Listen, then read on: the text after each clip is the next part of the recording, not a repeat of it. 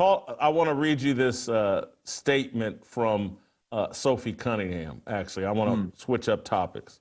Sophie Cunningham has been accused in some lawsuit of sleeping with the CEO, president of the Phoenix Mercury and the Phoenix Sun. I believe his last name is Bartelstein. This came out in news stories, and because of this lawsuit, Sophie Cunningham, a member now of the Indiana Fever, she's pictured here on our Sports Wall of Fame here. She's one of my favorites. I think one of the most impressive athletes, I think, of the last 30, 40, 50 years in my estimation. Okay. Yeah, I don't think it's really up for debate. But anyway, here's her statement. Here's the statement she put out. I am deeply saddened by the recent false accusations made against me by Gene Traylor, someone I do not know and have never met. Let me be clear, his statements are untrue and extremely hurtful. I am here to compete, play basketball at the highest level, and win for my team and my fans while inspiring other women that they can do or be anything they ever dream of becoming. I hold myself to the highest integrity, and my values are what guide me on and off the court. To the media who reported on this, I have always spoken the truth and been transparent with any press inquiry. In this instance, it feels irresponsible that I was never asked for a comment about the accusation before several clickbait stories went to print. I will not let untrue gossip take my focus away from what is most important to me, which is basketball, my supportive team, and my fans. Steve, that's a very moving, heartfelt letter I totally agree with Sophie Cunningham. Your reaction? You know what? You make RG3 look like one of those South Africans displacing those poor farmers. My God, Simplock. The way you talk about her, you would have thought she was Usain Bolt and Daley Thompson combined. Okay, first of all, about her statement. So what does she want? Some reporter to come up with her, hey, Soph, did you shack up with the CEO? I mean, was that what she expected? I don't, look. Why wouldn't they? Yeah, okay. Why wouldn't they? It's a fair question, given the lawsuit, and you got to give the other person maybe it is, a chance to respond. I would hope someone would be recording that on video. That'd be a great reaction to get. Boy, what an interesting league the WNBA is. I mean, really, this is like Real Housewives, but with some pseudo athletes. But to be serious on this, these are serious allegations. There's something going on at BYU with their starting quarterback, Jake Retlaff, and I think we have to be consistent. We should let the case be played out. Everyone deserves to have their say. These are allegations, right? That's all they are at this moment. They have to be proven. The burden of proof is on the accuser. Now, if this is untrue, which I have no idea if it is or not, this is a terrible stain because the lies always spread much faster and quicker and stay longer than the truth.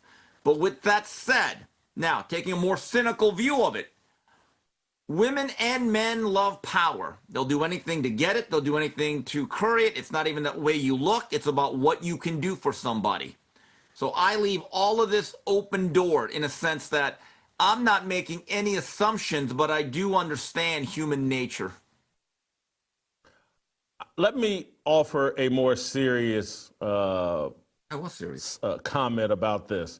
A tiny bit more serious. I do think she's one of the greatest athletes that we've ever seen in my lifetime. But a more serious comment would be, she needs to, and I say this in all seriousness, and I say this respectfully, she needs to put clothes on Instagram. She's presenting herself over Instagram and over social media as someone who leads with her sexuality and very little clothing. And that makes her subject to this type of gossip and speculation, and people maybe didn't call her because she's presented herself in an unserious way. She's a beautiful young woman. She doesn't need to take her clothes off constantly and present herself over Instagram. And I know it's what everybody's doing, but there are ramifications for that, Sophie. And again, your beauty is so overwhelming. you don't have to take your clothes off to be beautiful or to be attractive to men. You don't have to, you're an accomplished athlete. You come from a great family. Sophie, if you don't want to be presented this way and have people gossip about you this way, put clothes on, let your beauty speak for itself, and then people will start judging you based off your character and the way you present yourself, what you do on the court, rather than seeing yourself as a sex object. And I get that that's unique, and I get that there's money for being the most beautiful woman in the WNBA and someone willing to sexualize yourself, but there are ramifications to that. And so that would be my hope, wish for Sophie Cunningham. I watch her during games in her full uniform, or I watch her in sweatsuits or whatever. She doesn't need to strip down in order to be an attractive woman and for everybody to see her feminine side.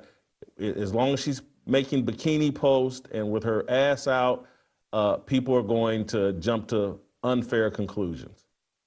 Well, based on what you said, I may have to check out her Instagram account just for research.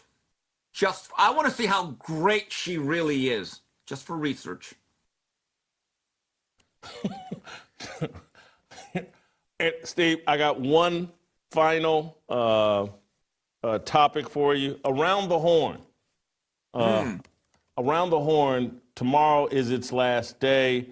Andrew Marchand wrote a piece about whether or not Around the Horn was actually ever any good on television. It's kind of being celebrated as if it had some heyday and it had some impact on journalism.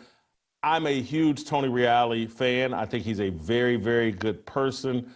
I think he's very, very sincere, always treated me with great respect. I've always tried to treat him with great respect. But Around the Horn was never, to me, a serious show and was never, to me, a high-quality show. So I'm not sorry that it's going away. Anyway, your thoughts? Well, based on some of the comments in that article, you know what I'm not going to call him? Tony Reality. For him to basically, look, that show had a great run. I mean, most television shows do not last that long at any network, so that has to be applauded. But to think that that show did not devolve into a highly leftist, almost Marxist liberal portal is simply not true. And look, a lot of shows get political, even when they just talk sports, because again, there is that intersection. It's almost hard to separate the two at certain times. But when all you're doing is presenting one side of the political spectrum, and again, wagging the finger at people for not agreeing with men invading women's sports, and not supporting gay pride night, or having religious beliefs that you adhere to, you know, I hear a lot that problem with the Democrats is that they keep taking the side opposite of 80-20 issues, where 80% of the country believes in common sense values and legislation, yet the Democrats, for some reason, are on the opposite end. That's what was happening with Around the Horn with many of their panelists. Now, when early in their run, when they had guys like TJ Simers, who I'm a big fan of, I know you admire him too, there was some, I don't want to say seriousness to it, but it made it a real show. Jackie McCallum, a person I really respect. I'm about to read one of her books. I can do that.